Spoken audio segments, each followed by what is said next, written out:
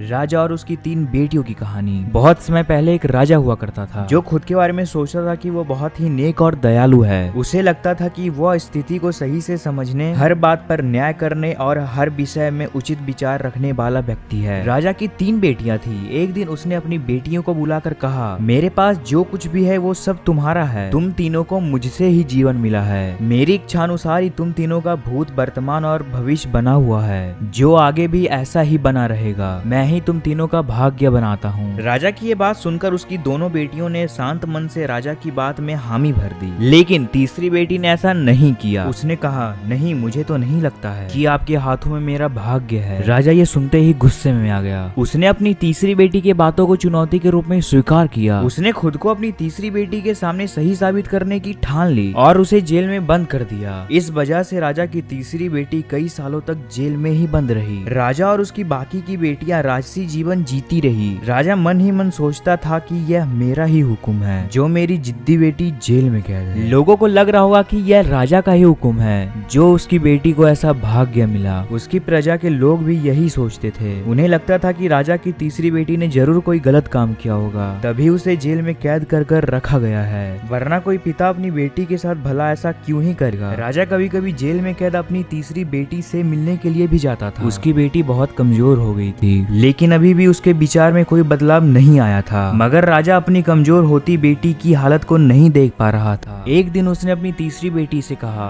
इस तरह से तुम्हारा जिद करना मुझे बहुत गुस्सा दिलाता है। अगर तुम इसी तरह मेरी आंखों के सामने रही, गुस्से में मैं ना जाने क्या कर बैठूंगा। मैं तुम्हें मौत की सजा भी दे सकता हूँ, लेकिन मैं एक अच्छा दिल का हूँ, इसीलिए मैंने सोचा है कि तुम अब मेरे राज के पास के ही एक जंगल वाली जमीन पर जानवरों के साथ रहोगी। राजा ने आगे कहा, उस जंगल में सिर्फ उन्हीं लोगों को रखा जाता है जो मेरे आदेश का पालन नहीं करते हैं। तुमने भी जिद की वजह से मेरी बात नहीं मानी, इसलिए तुम भी अब वहाँ मौजूद लोगों के साथ अपना पूरा जीवन काटोगी। इसके बाद तीसरी बेटी को उस जंगल की जमीन पर रहने के लिए भेज दिया गया। वो वहाँ फल और सब्जी खाने और एक गुफा में रहने लगी। उसके पास पीने के लिए झरने का पानी और ठंड से बचने के लिए सिर्फ सूरज का धूप का ही सहारा था।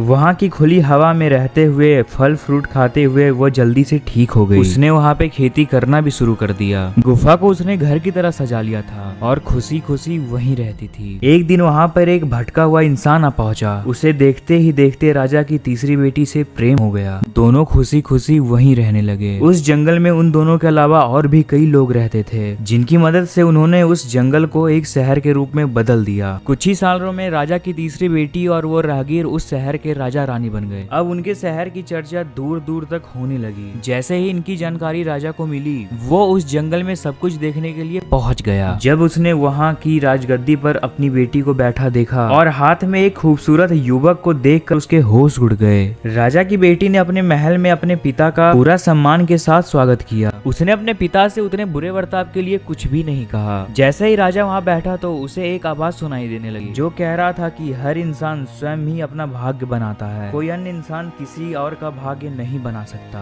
इसके बाद राजा को स्वयं ही अपनी गलती पर पछतावा होने लगा। उसने अपनी सभी बेटियों को अपने भाग्य से आजाद कर दिया। उसने अपनी तीनों बेटियों से कहा, भले ही तुम तीनों का भाग्य मेरे हाथों में है, लेकिन हर व्यक्ति खुद ही अपनी परिस्थितियों के साथ अच्छा बुरा भाग्य बना सकता है।